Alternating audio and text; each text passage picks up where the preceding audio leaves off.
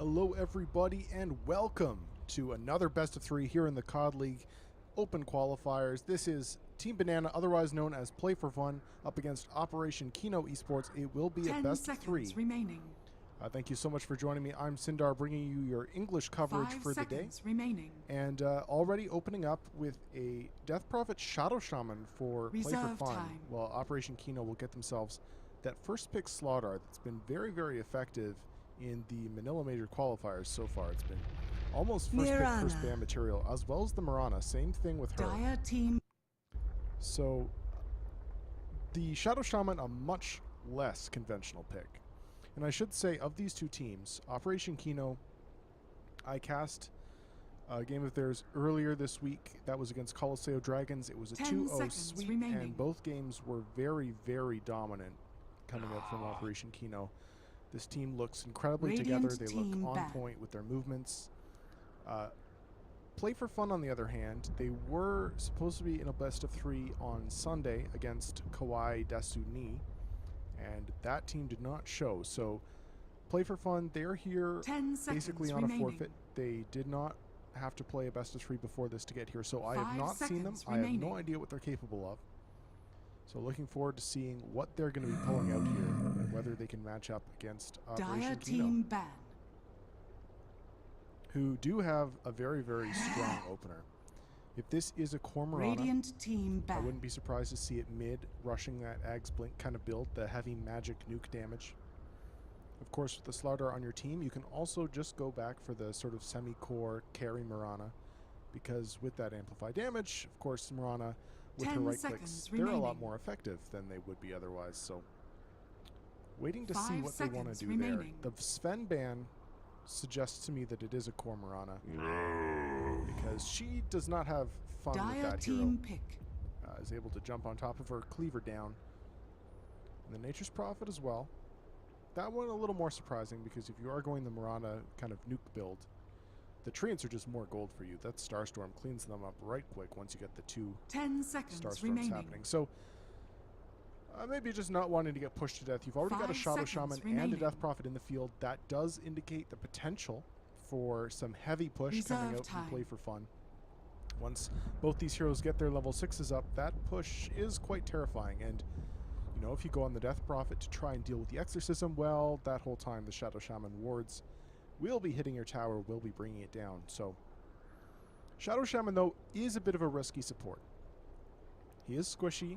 He's not the best laner, can be caught out really easily, can be turned around on for kills, even if he does provide some good control in the lane. If he gets caught out, he's basically dead every time.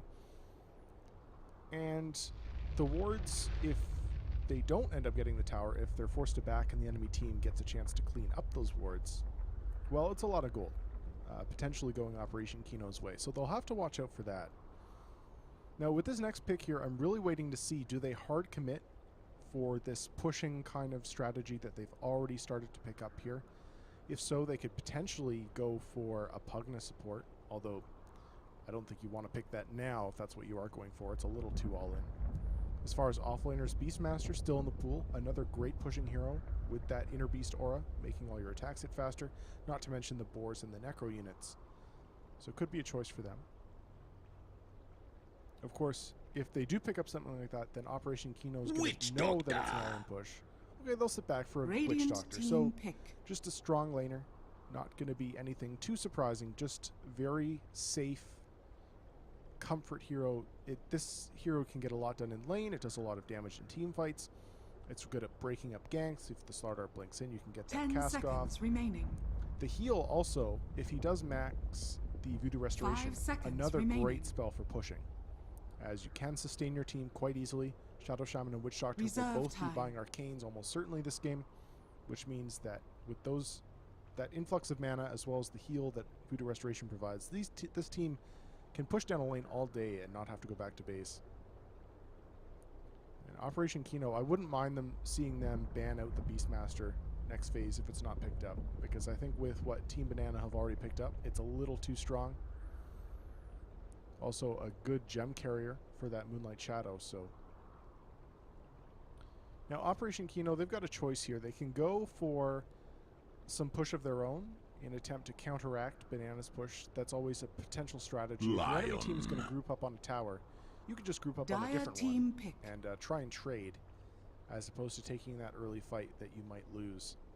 But they'll go back for a Lion. So a lot of burst damage coming out from this team, as well as a lot of control. You've got stuns on every single hero they've picked up so far. 10 seconds as well remaining. As the Hex, the Finger. This is a lot. 5 seconds remaining. At least pick-off power. It's some decent teamfight control, but it's mostly single target. Reserve time. So far, except for the Starstorm. So it is a really nice choice against the Death Prophet, though. I like it a lot, just because the Exorcism, you want to end it as soon as possible. You don't want to let that spell go out to its duration. So if you can get, you know, Blink Crush into Finger, into double Starstorm, then that Death Prophet is going to be dead most of the time, at least until we get to the 30-40 minute mark. So one potential way of dealing with her is just not letting the Exorcism Tidehunter. Banana, they'll go back for the Tidehunter. Radiant team pick. So another just, this is not specifically a team fight, or sorry, a push-oriented hero. It most definitely is a team fight-oriented hero. And the nice thing about this is they can sit the Death Prophet up front with the Exorcism. They can go on the tower. 10 seconds remaining. And when Operation Kino go in for the kill, go in for that engage. 5 seconds remaining. Tidehunter can be there with the Ravage counter initiation to turn the fight. Reserve time. And then post Ravage, they've got great control. If Tide jumps in, gets the Ravage off, then Witch Doctor has more than enough time to cast his Cask, cast his Maledict. Shadow Shaman can get the wards down, potentially even trap someone, get a Hex off. So both sides with a lot of disable, a lot of control. And in a team fight, so far I think I do favor Play for Fun right now. The only problem is that they are heavily ult reliant, and these ults are long cooldowns. So you've got Tidehunter Ravage, which sits at 150 second cooldown. Exorcism, 145, almost the same. And then of course Mass Serpent Ward sitting at 120. Wind Ranger at your service. Operation Kino, if they play this right, they've got a lot of low cooldown spells. You've got a Wind Ranger now for the mid lane with that Shackle, that Power Shot. All these spells are up a lot more frequently than Play for Fun. So what Kino can do potentially is just sack towers 10 seconds and then wait remaining. for those cooldowns to be up. And once the Exorcism, the Ravage, and the Mass Serpent Wards are down, then Operation Kino win that fight every time. So if they can time it right, if they can go for the engages when the major spells are down, then they do definitely have better team fight. But when the ultimates are up, this is a scary lineup to fight into. And Operation Kino, really curious what they want to ban here. With the Tidehunter, Beastmaster's not really going to be the option. They're looking at a mid laner. Dragon Knight might be a really nice... Oh, no, never mind. Death Prophet's the mid laner. They could potentially go Dragon Knight for safe lane, though, as it does give you significantly more push, as well giving you a strong front liner to sit up there with the Death Prophet. And then you've got to choose who you're going to go on. You've got to choose how you're going to split your damage. If you focus the Death Prophet, that gives the Dragon Knight time to do his thing. Other options for them. Kino will ban out the Gyrocopter, so just more team fight ultimate spells. 10 seconds remaining. Gyrocopter, a lovely hero to follow up with Big Ravage. 5 seconds remaining. They'll pick themselves up an axe, so this is a... Dire team pick. Okay, interesting. This could potentially be either a jungle axe or... Yeah, so the options are jungle axe, offlane Slardar, or 10 seconds remaining. A support Slardar, offlane axe. You could even potentially run the Mirana as a support.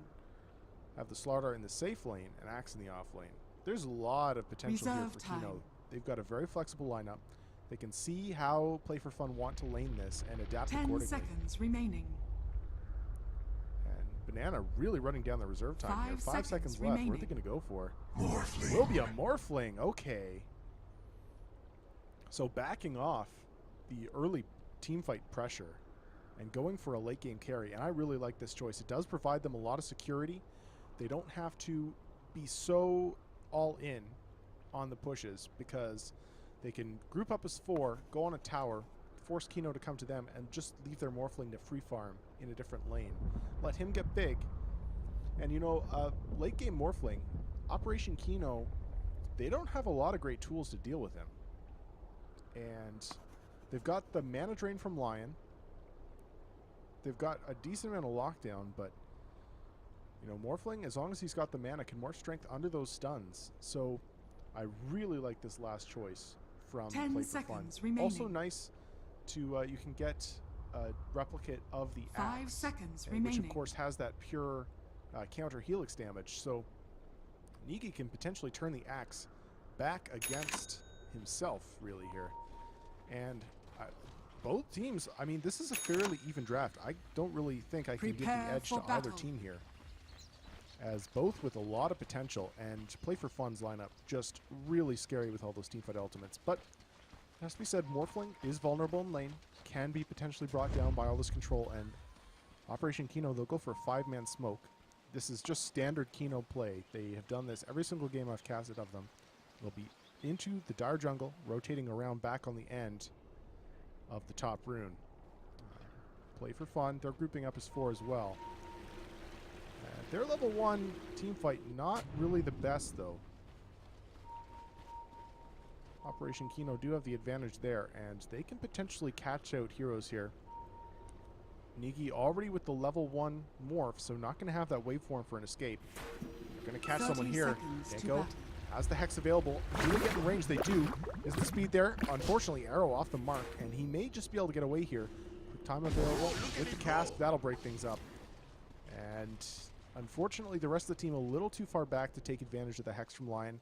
Maybe if he'd gone for that stun level 1, it would have worked out a little bit better, but doesn't quite work out. And now, actually, Jafreak could be caught in the bottom lane. Soul Siphons there, as well as the slope from the Gush. And the Shackles to follow up. This is going to be your first blood, it looks like. Jafreak getting a little too greedy, going for that bot rune solo, and oh, the arrow. It's going to save him. He's still alive. Pops his Fairy Fire, eats a Tango, and gets back under the cover of the trees. I thought he was a goner there for sure, but nice escape. And the fact that he stays alive, he will have to burn through a lot of regen here, but at least he doesn't give up first blood. And heads up play from Urana, sending that arrow through. So denied. It just laning phase not breaking down here really. And Nekomitsu and B2K going into the Dire Jungle once again. This gank train does not stop. And NCK as well as Niki in quick time, they're going to try and go on B2K here. He does not have leap. No arrow for 13 seconds either. But they can't get to him. And it looks like, so it will be an aggressive tri-lane with the Slardar farming. It will be the support Mirana. Meanwhile, we've got a safe lane farming Axe. Okay.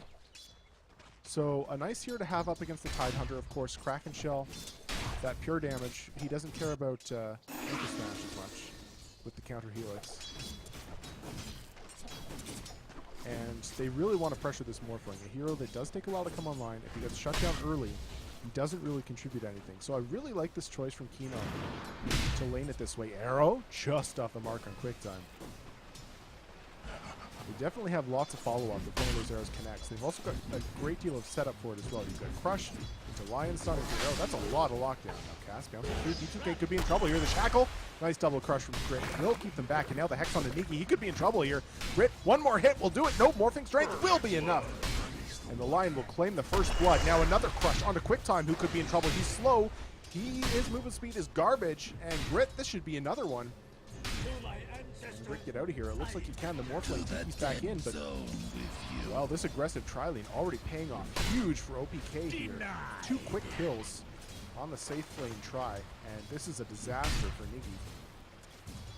As if Grit gets a lot here, you know, that amplified damage on the Morphling, if he gets it early, it's going to be a big problem for this Morphling. And if he doesn't farm, then it's going to take a lot for him to get back in this game. He does farm relatively quickly, but he's going to contribute almost nothing until he gets that Lincoln Sphere up. And OPK, their lineup comes online a lot earlier, so it's really going to be on the rest of Play for Fun here.